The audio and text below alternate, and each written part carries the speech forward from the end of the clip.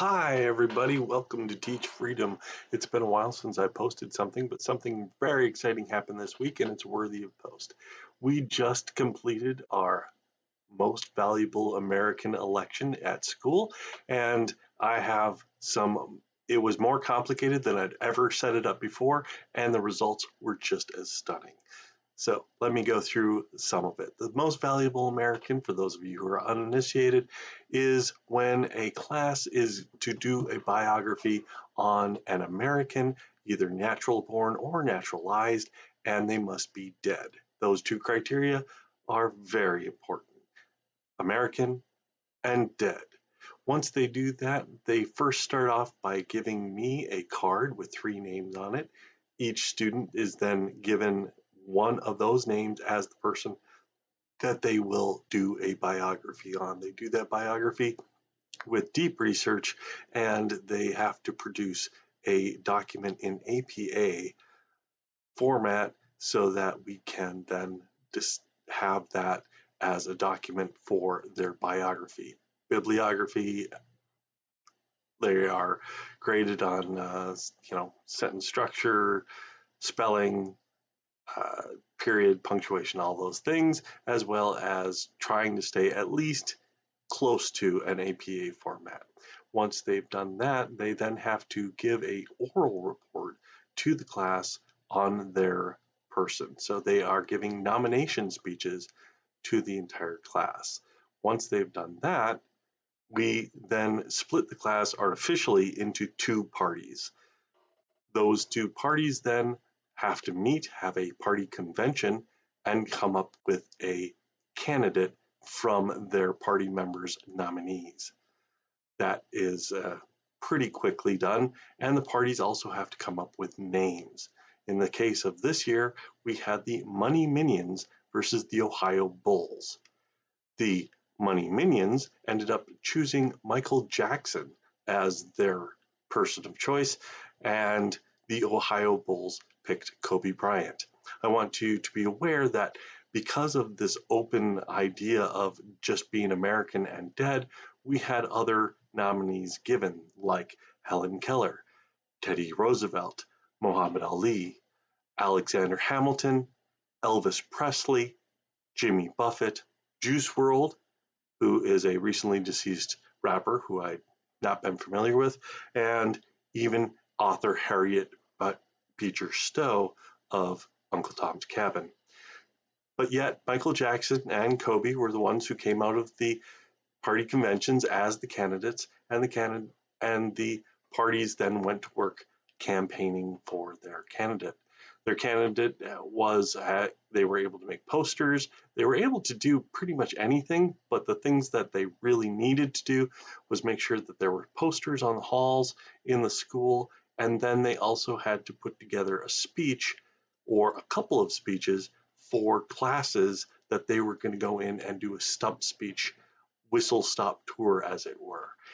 This year I was going to cut it off at 3rd grade. 3rd, 4th, 5th, 6th, 7th, and then 8th grade is already given reports to each other. They are the class that's taking part in this project, or at least the main part this year. And it was funny because 2nd grade got so excited when I made an announcement that there was going to be an election over the PA that they signed a petition of all of their members, and 2nd grade was then allotted the ability to vote in our election. They were very excited about that. And because they got a very special message from the SJE Election Commission, of which I am, of course, the commissioner, that was on a very legalized document, had the FEC seal on it, and said, "Dear 2nd grade, we have taken over long debate the choice to allow you to be involved in this process for the election this year, and because of your due diligence, we have decided that 2nd grades in the future will also be able to do that." So 2nd grade took some pride into the fact that they used their people power to get 2nd grade involved in the process. it made it even better because that forced the two parties to tailor their messages to a wide swath of students from 7th grade all the way down to 2nd grade. And they did so very well. Those stump speeches, some of them they had to do 4 of them in one class period. So it was boom, boom, boom, move from one to the other, swapping sides of the hallway. And they had question and answer sessions. They all had presentations, like slide presentations to give along with their thing. And they were all being evaluated by the classroom teachers as well as myself as I went through and giving those evaluations. Once we had a couple more announcements in regards to some propositions I put on the ballot just to round out the ballot a little bit more, we also, right at the beginning, on the first day that we found who the candidates were, I put out a poll, and that poll was done electronically through the email to every student eligible to be a voter, every eligible voter as it were, and they were able to pick between Kobe Bryant or Michael Jackson or other or undecided. And it ended up that Michael Jackson ran away with that poll, 22% compared to only 7% for Kobe. And the others fell in place behind that, which made it seem as though Michael Jackson was going to walk away with this election. Time told. When election day came, there was a fervor of interest in it from all grades, asking me all about how it's going to do, how they're going to vote, how they're going to be able to get their ballot in, and so forth. We had a separate ballot for each. We had a separate ballot box, I should say, for each classroom, and we had another ballot box just for staff. All school staff, regardless of what they taught, even to the custodians of the building, were eligible voters as well. They were the largest voting block, that is the staff, were larger than any individual classroom. Now I did separate the classrooms into basically electoral states. They were all sovereign states of their students, and as a result of the difference in enrollment in each classroom, the electoral votes were parceled out, 1 vote for every 3 students in the classroom, rounded to the closest third.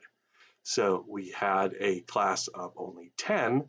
They had 3 votes in the Electoral College, and in fact, the largest class, which would be the voting block of the teachers, had fully 20, and they were given 7 votes in the Electoral College. So election day came, the votes were tallied.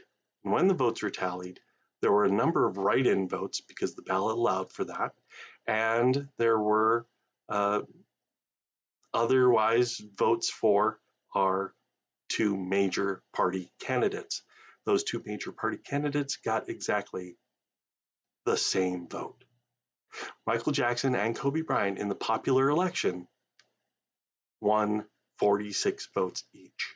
So there was a tie, but there was an electoral college to break that tie.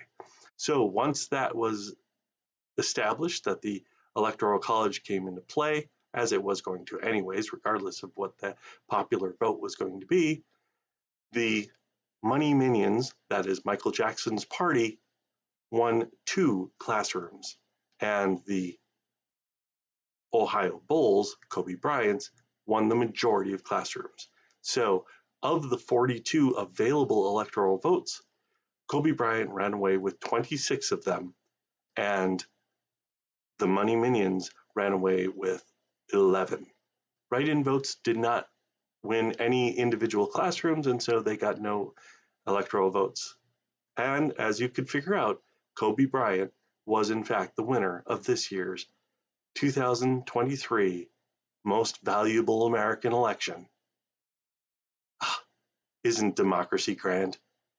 See you next year. Bye.